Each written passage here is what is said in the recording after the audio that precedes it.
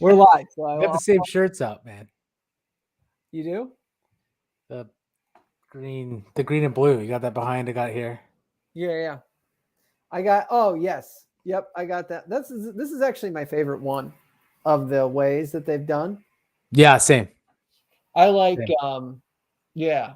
I like the kits. I don't know. I get into the kits. This is the worst thing that I have. This is a regret buy, but it's the only thing that's clean. So I've got the shorts that go with that, you like do? the green, like the fluorescent yellowy green stripes in it. Yeah. I don't. I shouldn't have got it. I like the training tops. My Liverpool fan that I know loves Adidas and is like ashamed that he's with Nike and all this stuff. And I don't know. He's like, oh, I love the three stripes. It's so iconic. And I don't know. I'm on the fence. What's your thoughts on Adidas? Yeah, it's been all right. I don't have any issues with the quality of the actual I've had no issues with it. So Right. I know with like some of the other stuff that we used to have, the designs were all right. Some of them were terrible. But like letters like peeling and that sort of thing, I haven't had any issue with the Adidas stuff yet, so that's good. But Yeah. yeah, it's all been sort of, I don't know, identikit boring. It feels like very safe. Yeah, the new one this year, the new home kit is nice. I like I that like it's it like got too. the blue and they're not the The same rings. colors as usual, but like still the blue and the yellow layered. I feel like kind of like what you have like this effect, but like in the collar and stuff. I like that. Yes. I think this is their best kit since being in the Yeah, Prem. And yeah. I liked It's Kappa. glossy white too. It's nice. Yeah. I liked Kappa. I don't know what your thoughts were on Kappa. Yeah, Kappa did a good job. Like Kappa it's D the is good. quality of like the letters peeling and stuff. But I actually like Oh, the Kappa okay, kit. gotcha. Okay. Yeah, the gold Um, one, yeah, but the other ones, yeah. the other banter I just wanted to run by you was Toronto, the Blue Jays. I texted you about the score, Yeah. and I know the Blue Jays are doing good. They're in the hunt. And then I was listening to sports radio in the morning and I was listening about the Cardinals, and the Cardinals have all their anti-vaxxers can't go into Canada. Yep. So have you guys been getting all the you know what I mean? Like all the teams that the anti-vaxxers aren't allowed because obviously Yep. crossing the borders and stuff. Yep. That's funny. Yeah. Yeah, probably a bigger deal for the American League teams. The American League team owners and like GMs are probably like, "Hey guys, you probably should get, vaxxed. We play, I don't know, 10 games or something with Toronto." Yeah, But exactly. but But like yeah, no, they haven't been coming due to vax status. yeah. Yeah. Then Yep. then that makes sense too. Yep. All I right. think all of our players must be vaxxed if they're crossing back and forth. So Oh, I'm sure. Yeah. I'm sure. Um Hey, all right. So we'll start into the Leeds United news and stuff. I just wanted yours. I texted you some of the comments, but what were your thoughts after Australia? yeah, well, I liked. Sorry, are we recording? Yeah, we're Okay. going. We're live. Okay, cool. Um, so I feel like we were able to see a little bit more of the system that we're expected to play this year. I feel like this is the first time we began to see less of a hybrid model and more of what we at least anticipated as being what Jesse Marsch, the way that he likes to play football, so or likes his teams to play football. So that tells me that at least to a certain extent, the coaching is starting to take hold. The players are starting to get it. We saw last year, yeah, fingers crossed that it continues Mm-hmm. that way. To say nothing of whether or not you agree with that kind of a system, or if you like that kind of football, but you've got to have an identity. Having no identity or having no system or not understanding the system you're supposed to play is a recipe for disaster regardless. So a system is better than no system. And it seems that we are really starting to get a sense of what that system will be. I think it was also glaringly obvious from the games that we played that we are missing a few key pieces to make that system work to the best of its ability. Now, again, it's still rustiness. You're still going to things change once you get into actual competitive matches, as competitive as some of those matches seemed against other Premier League teams. They're still friendly matches. You're still tinkering. You're still making changes and not necessarily having your best 11 out there, or sort of your first choice. Although Marsch probably doesn't have necessarily a first choice. He does like to rotate. But even still, I think we saw some pairings and some things out there that are not going to be what we're seeing on a regular basis. So, but clearly left back is a big problem. It needs to be solved. Apparently it's going to be solved. So that's good news. And we need someone up front, and not just, not just like a poacher or something like, we need someone who can play back to goal, who can do some of the things that Bamford can do, because when we lose him, we lose an incredible amount. I think even under a Marsch system. He's just a classic 9. You know what I mean? He's just he leads the line. He doesn't, he always is driving in between the center backs. He's occupying space, and that's right. He takes on defenders. Like, these are little things that don't show up in, the goals and the assists that everybody looks at, but they're metrics that I think in the first season allowed us to be successful. Was really not only his goals, obviously an incredible career year, but his traditional pressing and, doing the things off the ball that, I'll stop there because I guess that is a Heckingbottom term. There's a famous quote, but it is true. Yeah, he's a pest. He's a pest. He's a pest on and off the ball. He's strong. He's always tussling with defenders. He's always, getting himself involved. He's pretty brave. Like, he doesn't shirk away from challenges. Like, he's deceptively fast. Like, he is rapid, and I don't think anyone really realizes how fast he is, but he's actually quite fast. And his height and like all of those things are huge advantages, and we just don't have anyone else who can do those things. So, I'm also concerned just about, not just having someone who can get on the end of the final pass, but we also seem to lack a bit of control in making the final pass. I'm hoping that's something that will come. You sent that out on Twitter. I saw that. We'll dig a little bit into that. I want to talk a little bit about the lineups. So the 3 lineups, I've got them in front of me for the 3 fixtures in Australia. Against Brisbane, it was, and I'm just going to go front 4 because obviously, the back 4, we kind of know what's going on. We can change some pieces. We know that there's not a left back, which is like, to me, really in May, I was going, God, there's really no left back outside of Firpo. That's the thinnest area. But we'll go and get into that again. But just the front 4, because there is some fluidity there, and again, maybe because I was just raised in 4-1-4-1 and Bielsa and wingers and playing at the touchline and all this stuff, and Rafinha's who's a left-footed player, plays on the right side and cuts in. Jac Harrison and Dan James the other way. But so the front 4 was James, Rodrigo, Aronson, Gelhardt. Okay. Next game against Villa, James, Aronson, Harrison, and Bamford. And the following game, this is just how they started: Sinistera, Aronson, Harrison, and Bamford. So the consistent in there was Aronson. Bamford probably didn't play in the first one because they're giving him kit gloves. They're being careful with him. Yeah, he played with one, to my knowledge, one true 9 in all of those games. So the idea of, they might have subbed Gelhardt and Bamford and had Jaffe on at one point and did have them both on the field at the same time. But they didn't start off like that. And so I guess my question really is this whole classical thinking of what foot you are and, the striker plays in the middle, like, is it all just fluid? Does it seem just all fluid and it doesn't really matter what foot you are in this Marsch system? That's what my guess is. And I'm like, and obviously James played on the right side. So, and what do you think of that? What do you think of that logic?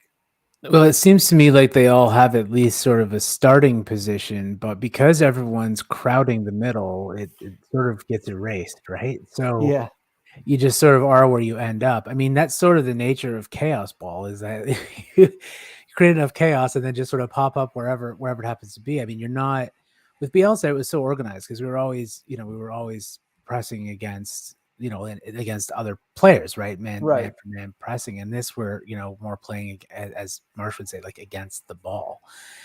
So, it does pull us around a lot, I think, at least in the front, because we're trying to win the ball high up the pitch, create chances through chaos, through, quick transitions, causing the other team to lose the ball and attacking, and trying to attack the goal, within, just a few seconds of winning it back. So, yeah, I think you are going to see some fluidity up front. Again, you'll have your starting positions. You'll have your players playing, essentially starting where they're supposed to be, and then eventually, returning back there again. But as play is going on, particularly, when we're trying to win the ball back, I mean, I think anything can happen at that point. And where the players end up, perhaps, is a little bit more free than where you might expect them. Where under Bielsa, we did have some people, like to say, like, was it Scott Parker, so the scripted patterns or whatever. But I mean, to be fair, Yeah. that's what they were. And we use them to create overloads, and it seemed like teams really couldn't contend with them until this last season anyway, even knowing perhaps what they would be doing. Knowing it and being able to stop it are two completely different things, I think, as we also had said at some point. So, Yes. um, so yeah, I mean, I think this is a different system. I think their position is a lot less important, because if you're holding to your position, then you're not necessarily generating that chaos that you need to hit teams in dangerous ways, right? In quick transition. It is a high risk, high reward system, much like Yeah. Bielsa ball was. I mean, there's similarities, but now that, obviously we got sold that bill of goods to that they're similar. They're not, the systems are completely different. Mhm. There's similar aspects, I guess, to them or similar outcomes. Um, Intensity is like the main and similarity. Right? yeah, intensity, pressing. Yeah, Yeah. pressing. Yeah, yeah, Yeah, but the biggest thing is that as a player, I would think that would be a transition that they're getting away from is the possession. That's what Bielsa did want the ball, yep. and being and controlling the game with the ball. There were very Marsh, few games where we didn't have the bulk of possession. right, Yeah, and Marsh, that stat doesn't mean anything to him. I think nothing. he is interested in getting the ball in a dangerous area and converting it into a chance and a score. Um, So I wanted to follow up on the final pass aspect, and then I've got a follow up question to that. But Yeah. so obviously the clinic, the clinicalness in front of goal Yeah. is something that we need. But what do you mean by the final pass or the and what did you observe that makes you hesitant that that's there, not Yeah. there? So I think some of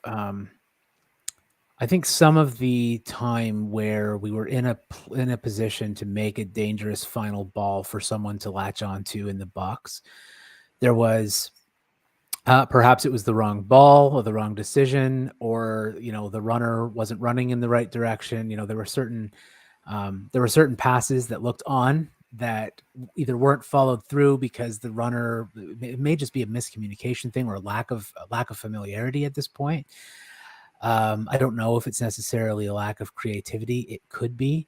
I'm hoping that's something that will resolve itself in time. I'm hoping that I was kind of hoping that it would be resolving more than it seemed to already. I mean, we weren't really generating many goals or like real genuine opportunities from open play because of that. It seems that Mm, the attacking players weren't all necessarily where they needed to be mm, at the time they needed to be there. And I was thinking of one in particular. Like, I mean, Aronson actually showed a lot more creativity than I think a lot of people thought that he might have. He does tend to do everything at like 100 miles an hour. And maybe slowing down is something that will come into his game, with maturity and experience as he continues on. That said, I think the fact that he plays with such intensity and speed is also one of the reasons that he can be so dangerous. The issue is that he is going really, really fast, and other players around him perhaps weren't keeping up with either his speed of thought or the play that he was trying to make.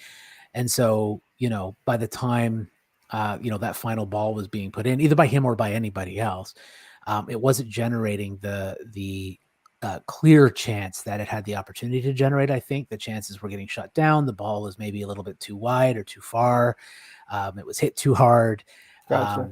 It was put in a position where it should be dangerous, but defenders were able to close it down. So we need to be able to, going back to Pablo Hernandez, just having that way to sort of unpick that lock.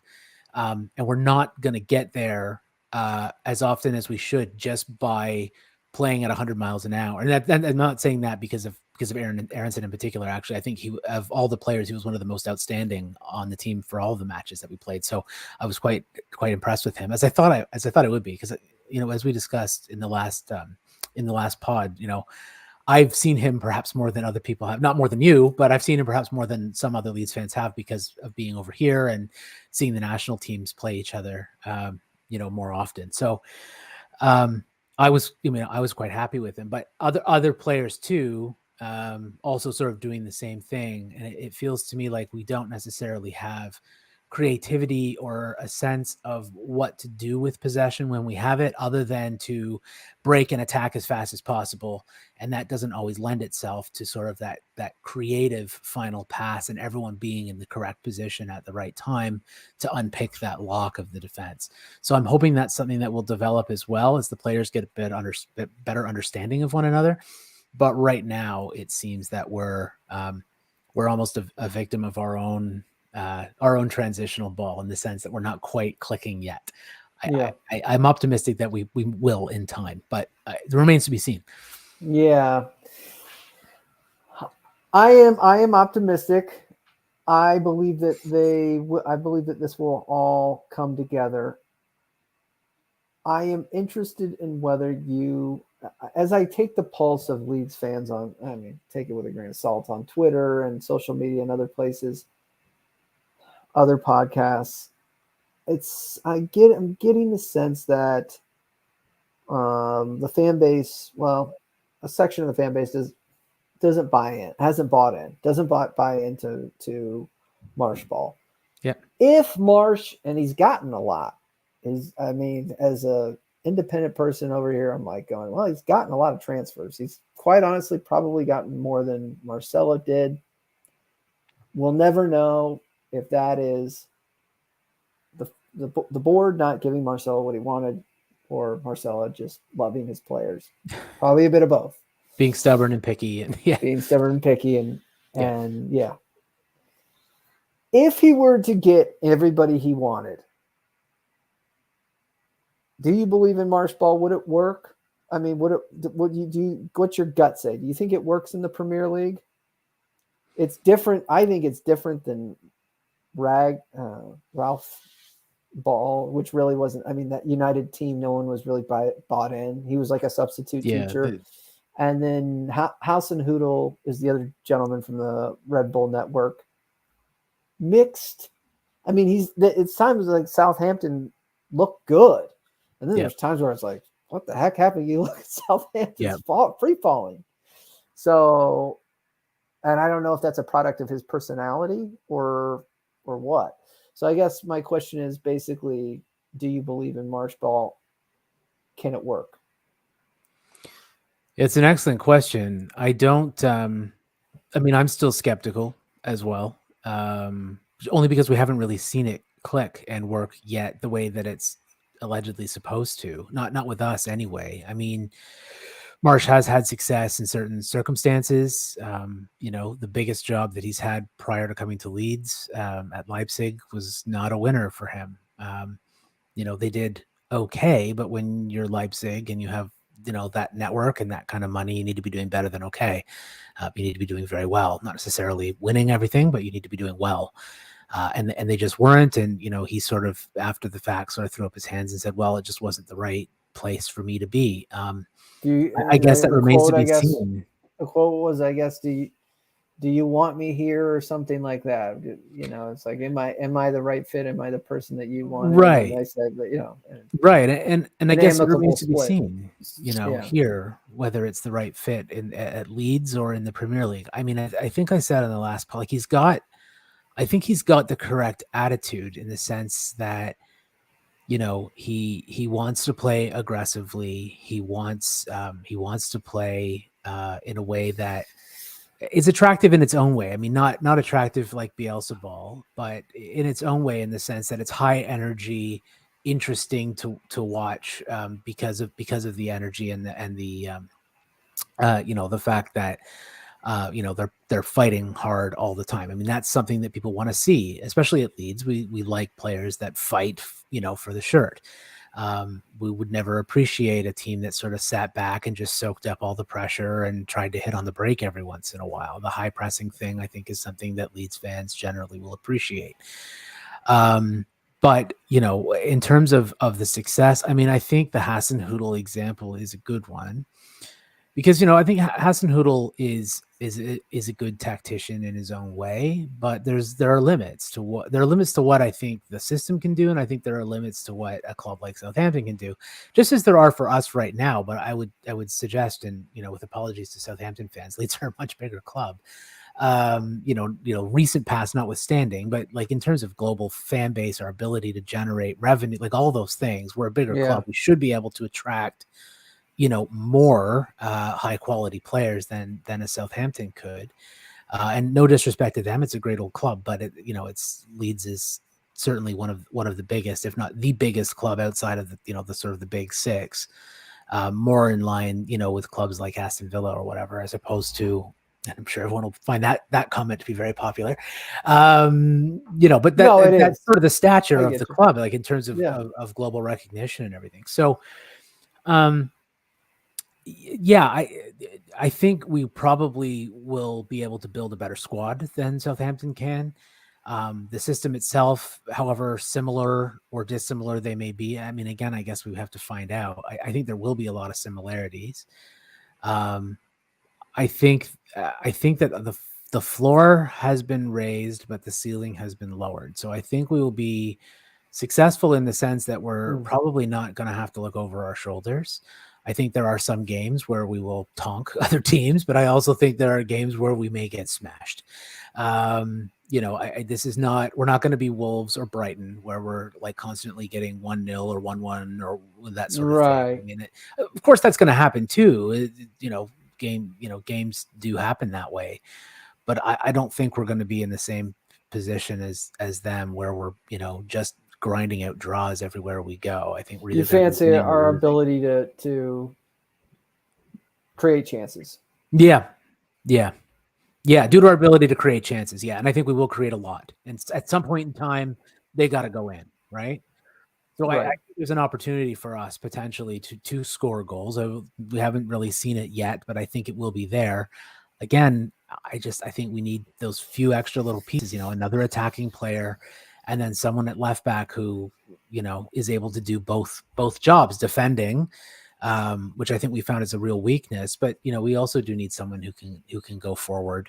We've seen that on the right with Christensen. I think he's been excellent in both ways, right? Winning the ball high up, inverting, coming in, like creating chance. Like he's been excellent. If we can get someone even remotely close to that on the left, I think we'll be okay. Plus the forward.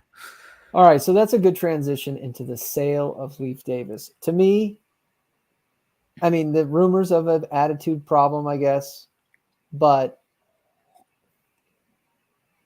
very brave. I'll just say that. Brave.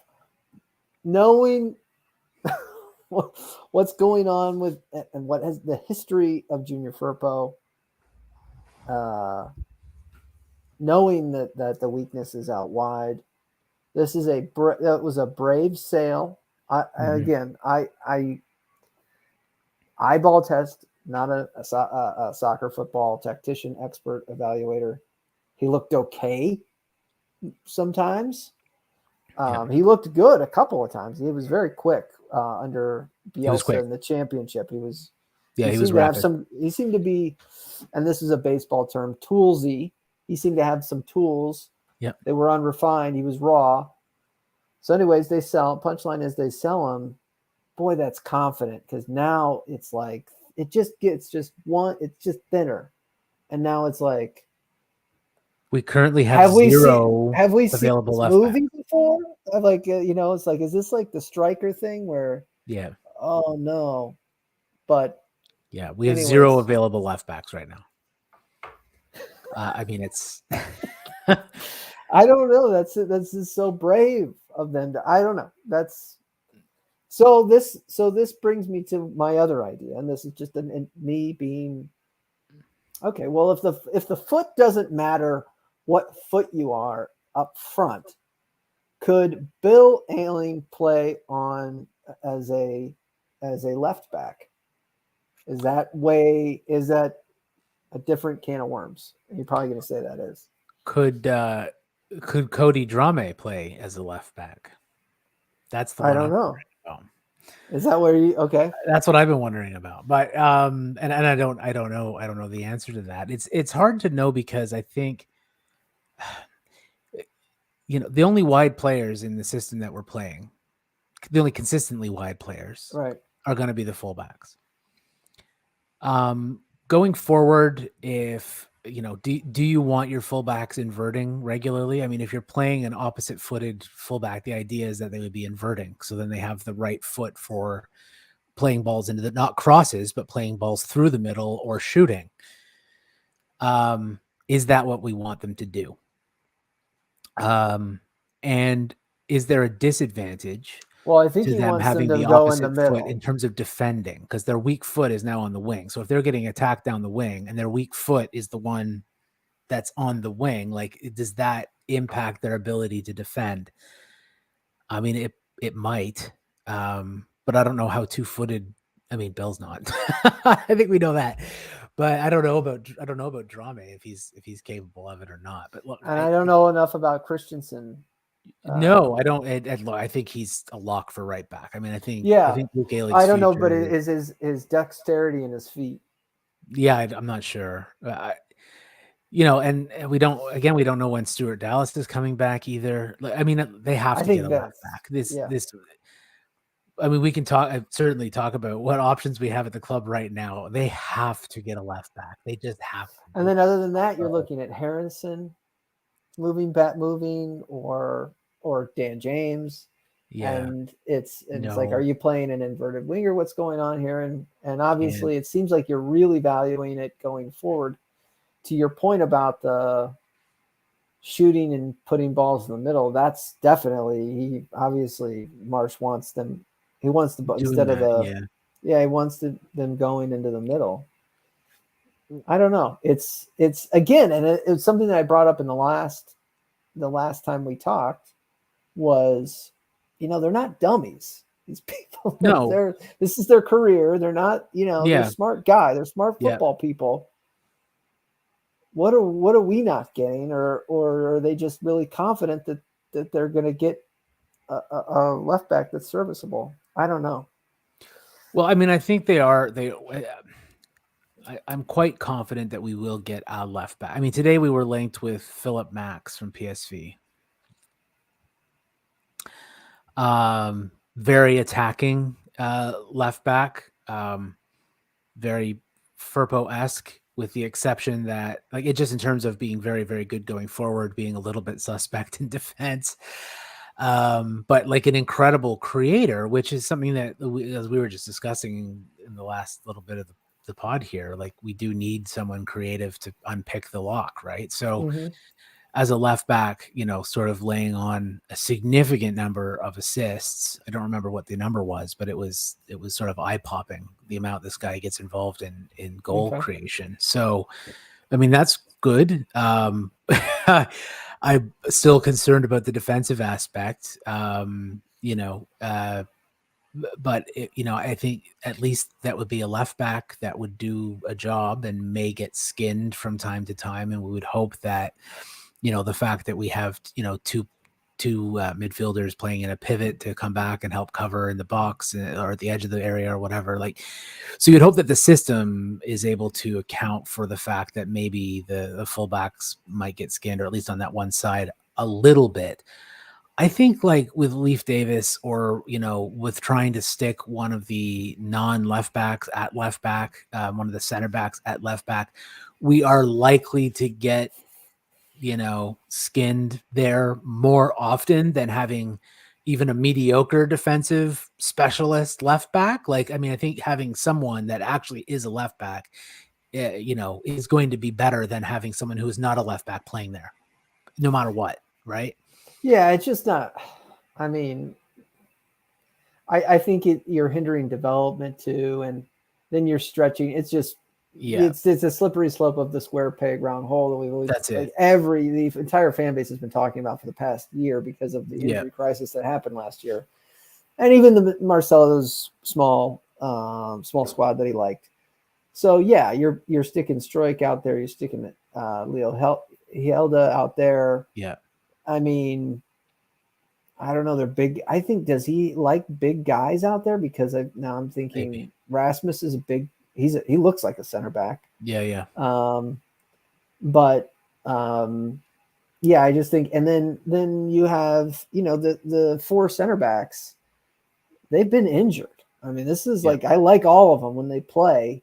They're great, but we've had to break the emergency glass and have Ailing be there twice each last year, and he's been, I think, serviceable at times, and then he's been like, oh my God, it was like terrible. I think he had to play center back for Liverpool. It was like, I mean, I wanted to cry. It was so bad. Yeah. And we even had Cresswell back there a couple of times, and he's not there now. Like, he's out on loan Yeah, now. he's gone. So we're potentially, which I understand too, to keep him happy. I mean, he is. I mean, if I'm Marsch, I mean, he's fifth right now. But I suppose the benefit now, though, is that we have actual midfielders playing in midfield, so we don't have to use any of our center backs there. So if a center back or two goes down, we still have two that we can use. Yeah, actually in that position. So I mean, it would have to be a real catastrophe to lose three of our four center backs at the same time.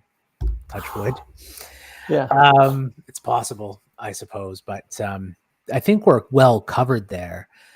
But again, like, we're well covered there as long as we're not shunting them out to the left, because then that's the issue again, right? You're running the risk of losing players or not having enough cover for a position. If someone does go down injured, now all of a sudden you got square pegs and round holes again. And you already have one if you're sticking a center back out left.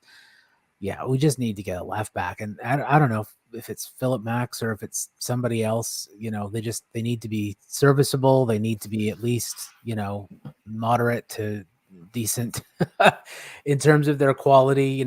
We may not be getting someone that's going to be the best left back in the world. If they're, I would hope that they're maybe a little bit better defensively than Firpo. But it feels weird. At least they just have to be available. Yeah. Yes. Anything right now is better than Firpo, because Firpo is not available ever. Not available. And he won't be. There'll be times where he won't be. He pulled it. Yeah. The West Ham game, I was like going, are you serious? You pulled your hamstring. Like, Leo Helda did an incredible job. We wound up winning that game. But I was like, dude, I remember how he went off. It was just like, he was kind of like going, I'm like, oh, is this a Spanish league thing? Like, come on, man. Like, but anyways, I digress. It could be like a pace of the league thing. Like, if he's just used to a certain pace, which was warming the bench, at Barcelona. So, and now all of a sudden he's playing not just in one coach's, high pressing, high energy system, but now the second one too.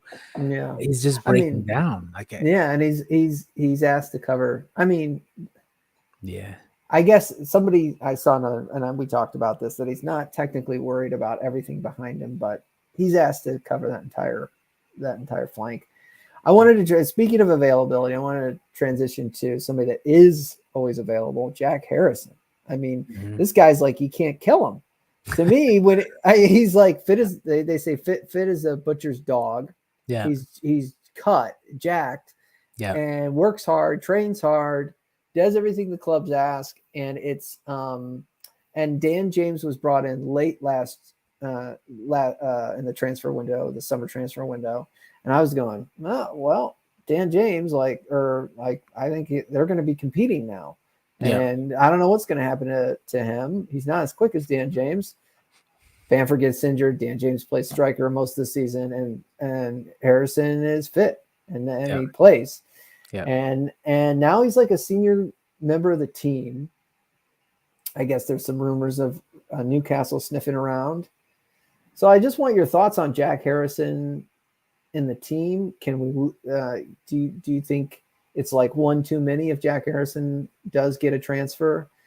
And yeah, just your thoughts on that player and what do you think he's going to be doing next year?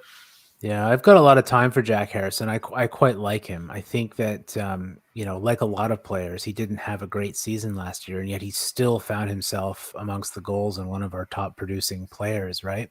Next to Rafinha. So I think, he doesn't always make the right decisions. You would wish that he made more, but if he was a player with his skill, ability, energy levels, fitness, and always made the right decisions, he'd be a 100 million pound player and he would be playing for us anyway. So, I think Jac is a really good player for us. I would prefer not to lose him. I think that he picked up Marsch Ball quicker than most people did, to be honest. I think he has the ability to, and as we've seen, like with his goal involvements, to cut inside, to play more narrow. Yes, he, under Bielsa Ball, he was often out on the wing. He did a really good job out there for the most part. But I feel like he's got the ability and has shown the ability to play more inside, to cut in, to get involved in the box, to get involved in creating and in scoring goals. He's got, everyone knows that he's got an excellent first touch. He certainly has a good striking ability on the ball. It doesn't always come He's off, got some but power. he's got some power, and he's whistled a few into the top corner now and again. So I do think that he's a player that I'd like to keep. That being said, if a bid came in from Newcastle or anyone else for like 35 million, as is sort of the price tag that's been sort of rumored, then I think you probably need to take that. I mean, that is a maximum, probably over the maximum amount of actual value for that player. So as a business decision, it might make sense to sell at that level, but I wouldn't sell him for any less than that because I think he's too valuable to what we're trying to do. Yeah, I mean, I agree. I mean, that is 30. You're not going to get 35 million for him No. anywhere else. I might pay another team to take Dan James, though. Okay. All right. Sorry, Dan. No. You said I'm sure he's not listening. No, yeah. No. Yeah, I just like he's got a great story. He's industrial. He does all the little things. He's like he left the United Academy, Manchester United Academy, came to the States, went to the just outwork, kind of the definition of outworking people. Yeah. And that's brave. Yeah. He was brave, he was brave in an academy for one of the biggest clubs in the world. Good for him to get out of there, but to go to come across over here, right, to North America, to go to school here and train over here. Mm-hmm. It was a brave thing to do, with no guarantees that it would result in him making it.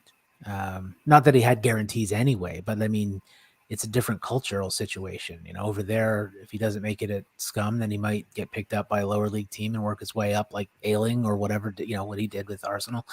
That's sort of the usual path. And he chose a different path, and it's worked out for him.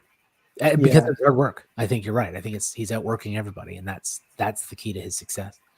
I hope we keep him. I hope we don't sell him. I mean, I pause at a $35 million bid. Yeah. I get it. So, and I love his story. I just love that. That is a great story that really is inspiring. So kudos to him. I wanted to ask a little bit about, thoughts are going directly to kind of August. And let me see if I can pull up the fixture list, because games will be coming thick and fast. But I'm questioning if it's pretty much pencils down in terms of transfers. The reason I say that is because once the season starts, injuries are going to happen, and players are going to become possibly more valuable than they were in the summer. And now some players might be off the table because they're you know what, we were talking about it here, but now we need him. And so, and the other thing is the way the fixtures come before the deadline, before the September 1st deadline or August 31st at midnight. I don't even think, if I'm a manager, I'm preparing for these fixtures. I've got it's like a Saturday, Wednesday type of thing at some points, but there is a consistent kind of weekly thing at the beginning. But then it's like, so really the first 5 games are hosting Wolves, at Southampton, hosting Chelsea, at Brighton, and hosting Everton. And it looks to be pretty much a weekly affair, except for the Everton game, which is like Brighton's on the 27th, and then Everton is on the 30th. Mm-hmm. And that's August 30th. So you literally have 24 hours to kind of do anything that needs to be done. I mean, I don't know strategy as far as what Orta is thinking, Jesse Marsch is thinking. They have to have a plan going into these final 5 weeks to basically be like, these are our guys. This is our short list of basically left backs and strikers. Mm-hmm. This is who we're going after. This is who we're going to strike a deal for. Or do you approve of these guys? I just think it's going to be real hard to bend a coach's ear, bend the manager's ear, or vice versa. Outgoings. Hey, we just got a $36 million bid for Harrison. Mm-hmm. Oh crap! Well, I'm preparing for Everton. Like, you know what I mean? Like, is that a deal we can't do or something? You know what I mean? I just think there's going to be a lot of chaos. There's games happening, and all of that. This is the first. If you look at it, it's not. August is a winnable month. So this is it's an important month. Fixture deadline. I don't know. What are your thoughts on everything I just said? No, it's good. I mean, I think with the last 2 seasons, we've been able to pull out, a deadline day transfer. One of them was Rafinha. That was great. The other one was Dan James. I think there's still the possibility to do transfers. I agree. I mean, I agree with you, obviously, that I think Orta does one. I think he likes it fast. So, what's that? I think Orta does one. I think he likes doing at least one. Yeah, he does. I think he likes doing a deadline day deal. Yeah, it's like an adrenaline junkie or something. Like he has to. Yeah, he does look like that. Yeah. No, I think. No, I do. I think that we will absolutely do the left back. I think we'll absolutely do a forward player, unless catastrophe happens and we just cannot get to get it done for business reasons. Like the targets just aren't like they're not wanting to come. Like we see with like the. I feel like there's cash there, not just from Rafinha. I feel like the 49ers. I think they want to make I think they got $50 million to spend. Is that out of the world? Maybe, but there's something about it that says they're going to either do one splash signing with a striker, mm-hmm. which sounds insane because mm-hmm. they need a left back. They do need a $10 million left back, even like a $5 million. They need somebody out there. Yeah, but 10 sounds about right to me. I think they do a splash signing before this window closes. Maybe I'm wrong. No, I agree. I agree with you. And if you look at the numbers that have been, again, it's just rumors, but if you look at the numbers that have been out there, we're looking at 30, 31, 32 million, something like that for Charlotte Ketelara, which has been apparently accepted. And then we're looking, I think the rumor today about Philip Max was like 7 or 8. So if you're looking at that, you're definitely in the range of 40. So, if you say maybe we have 50 to spend, that could be, maybe that's the amount we have all in with wages and stuff considered as well. I suspect it's going to be somewhere around there, and they need to, they need to spend that much, I think, to get the kind of quality that we need in those 2 positions, more so in the forward position, obviously, and strikers are always going to be more expensive anyway. Yeah. Unless you're named Harry Maguire. going to Manchester United for whatever reason. So yeah, give it to them. Yeah, that's it. Yeah. Yeah.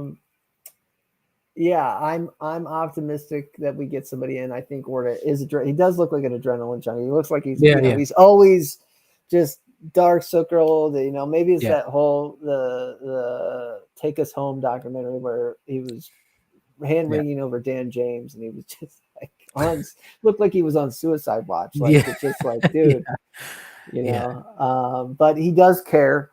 And very much so. is, and it's a hard, it's an interesting perspective. I saw him interviewed once. It's like in the States, in North America, in the big 3 leagues, big 4 leagues, it's the teams. Yeah, teams do a trade, it's done, or they acquire players. They're a free agent. It's done. It's two entities. With this, it's like the team, the player, and the other the agents. Like it's a lot of, it might be another one, 4 or 5 aspects that have to sign off on this.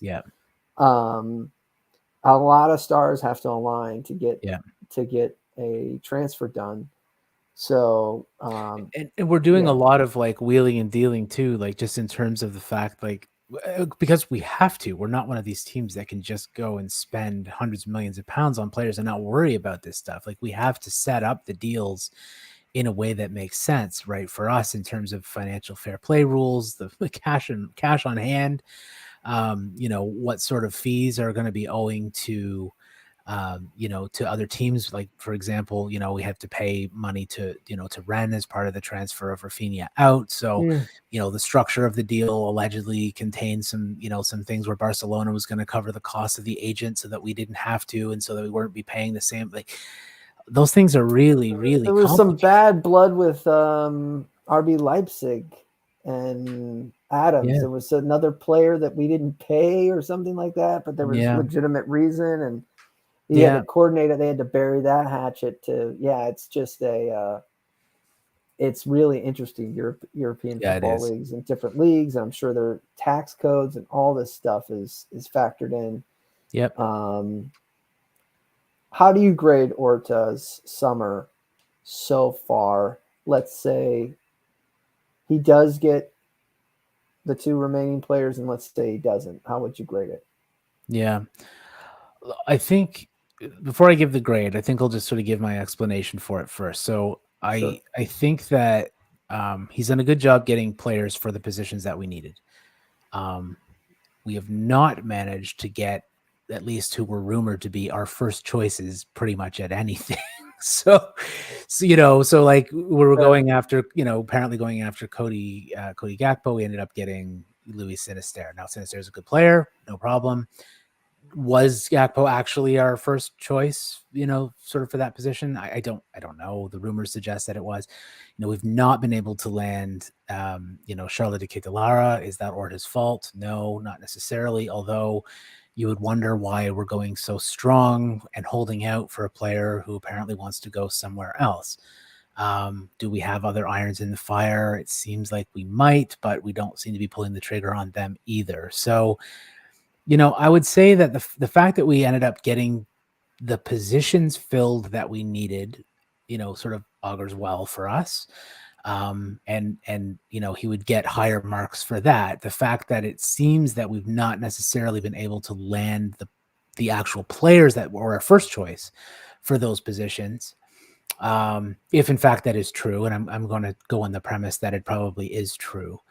At least in some cases, that is, obviously a bit of a drag on what he's done. And then, I think we were a little bit over a barrel with the sale prices on, on Phillips and Rafinha, because they both made it very clear they were only interested in going to one place. The lack of competition created by those choices, certainly lowered their value. We could have got more for Rafinha if he had chosen to go to Chelsea. He was never going to go there, so we ended up taking less. How much less, I guess, is something that is being debated in the online world. Is it 40? Is it 50? What are the add-on value? Like, we don't know any of this stuff because it's undisclosed. There are lots of rumors floating around. I would suggest that in both cases, we probably didn't get as much as we could.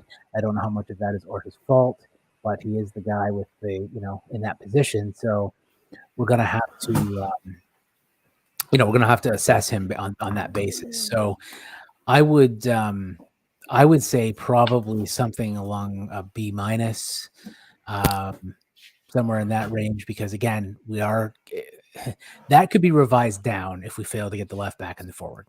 That B would easily turn into like a C minus if we don't get those critical positions. But right now, so far, I think he's running at a solid B minus based on the fact that we have filled in most of the positions that we need. Yeah, I concur. I was going to say my first thought was B minus, just because of the depth. Yeah. If he gets these other two players, I'm willing to put him in an A. I mean, yeah. I'll raise it to an A plus if, like, I don't know, we're, we get some stud like a Rafinha level type of quality where it's another player that we flip for 70 million plus or whatever. Hey, if we get to Keita, like, that's an A plus for me. That bumps it up. But it could be. I mean, if it's expected, if that player is as advertised, I don't know. As an outsider that's not into the the rooms or whatever, he does seem to fall in love with players. Like he falls in love with like a transfer. I don't know. We thought Dan James was a Bielsa guy. Well, obviously he was, but he came back the way he went so hard for Aronson. He was on a train to Salzburg and all these rumors, even though they wanted him for the Munich games. So like he seems to be hyper tunnel focused on certain players sometimes. And if he doesn't, and CDK seems like that. Hopefully, Charles de Ketelaere is not the new Rodrigo de Paul. Hopefully that's it. Where we just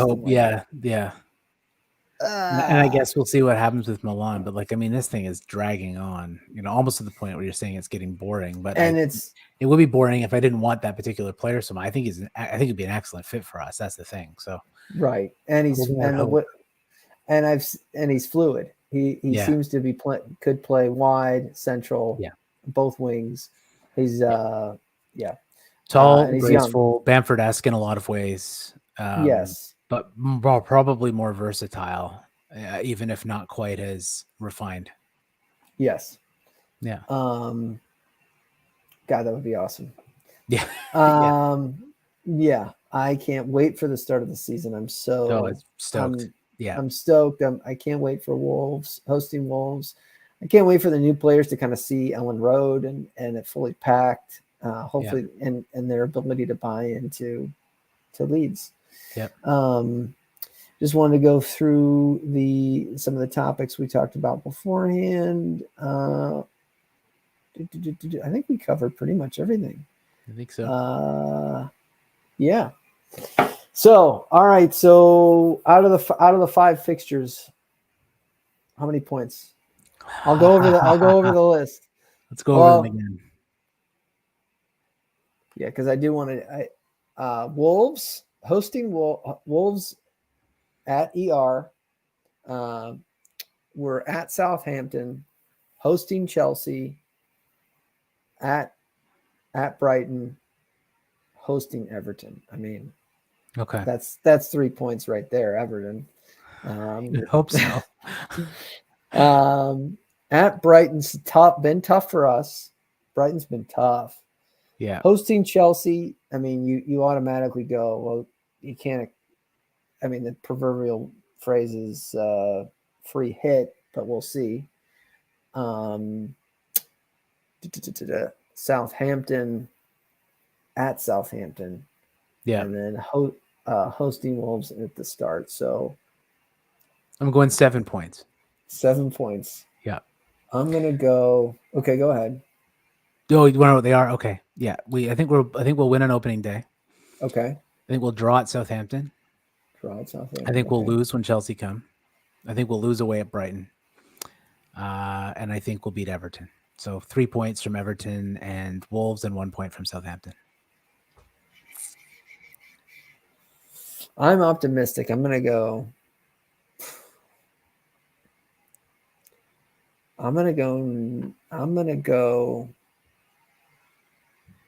10.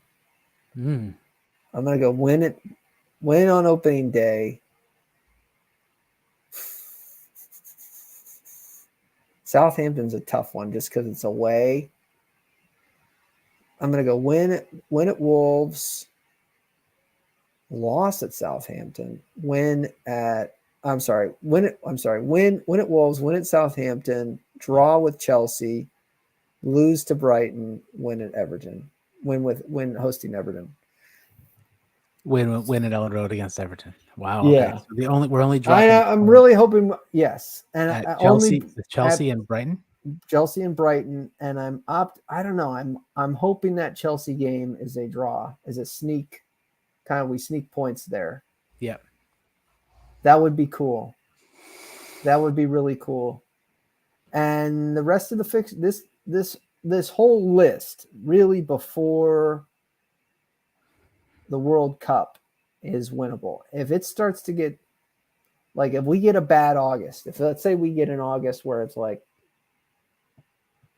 4 points, I think there'll be some hand wringing. Yeah. And does it rightly so. The only month of death is really May, I believe, where I think it's like, ooh, there's a lot of good quality teams there.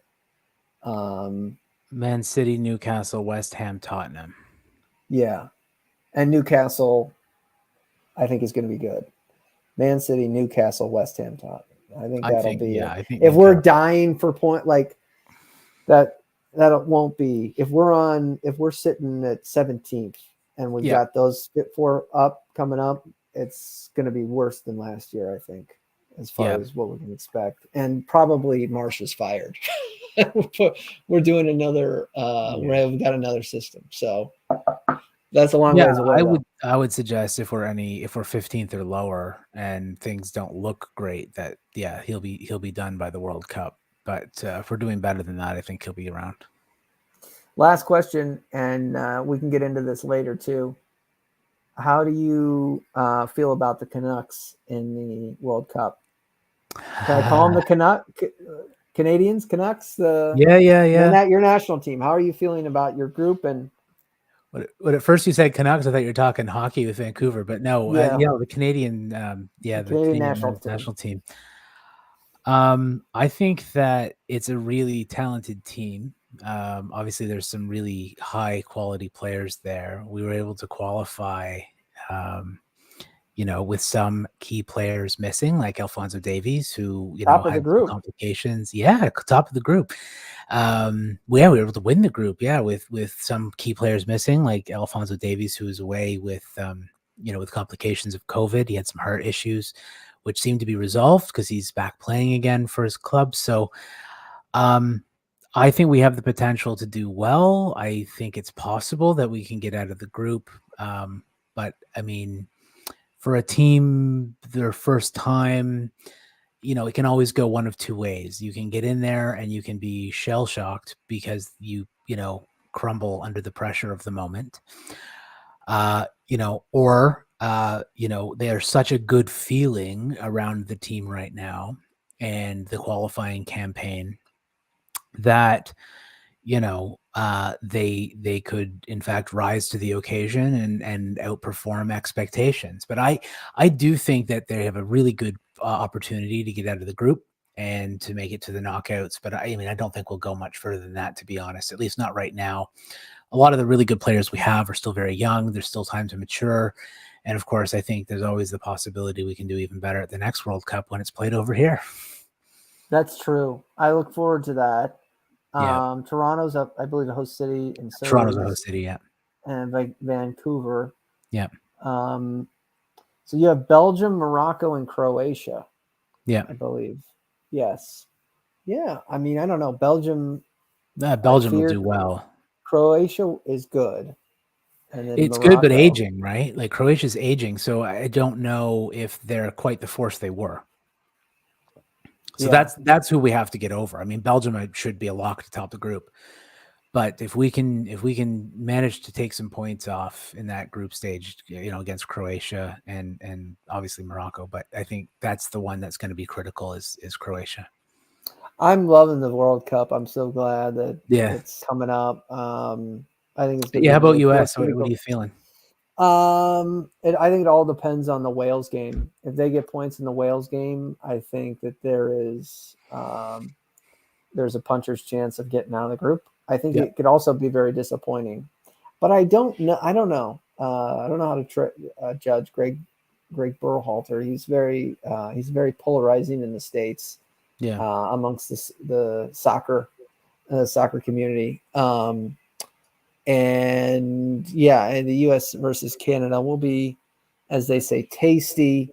The coach has already been talking up that it's $1 billion club, kind of David versus Goliath, and it is. It's interesting. Southgate's. I mean, I watched the Euros. They did well. Obviously, they got to the final, but very conservative ball. And he's got a lot of talent. So it's, you wonder if they can take the foot off the brake and really let them fly. What would happen? But I think the United States chances depends, because you really wouldn't count England getting anything out of England. And Iran, if you're waiting for Iran, then that's a lot. You could beat that.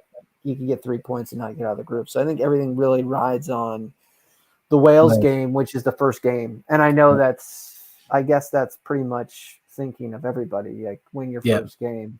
And there's like a percentage of like the teams that win the first game of like 85% chance of getting out of the group. It's really high. But I'm looking forward to it. It's at a good time of year, obviously in the States too, with Thanksgiving break. The ratings should be high, and I think it'll cultivate football, soccer here. And I think there's athletes here that should be moving away from football, American football, and going to proper football proper. So I'm pumped for that as well. Yeah, absolutely. All right, Michael, enjoy your trip. Thank you. Appreciate that. You staying north of the border, or are you going back into the States? Okay. No, north of the border this time. Yeah. All right. We'll be in the Laurentian Mountains. I don't even know. I don't know where Quebec. that is. Is it? Are you going to be? So you're going to be almost off the grid. Yeah. Love it, man. That's great. Yeah. You know what I mean? Yeah. So that's back awesome. just in time to catch the first game. So. Oh, so you're gone a week. Nice. Yeah. Enjoy it. I'm going to be in the Finger Lakes region as well this weekend. Excellent. And partially on the grid. We're going to have Wi-Fi at the place. So I don't know. We should probably be off the grid, but I don't know. I don't know if we're there yet. Michael, man, good to see you. And let's stay in touch, and cheers to the first part of the season. All right. All right, man. Take care.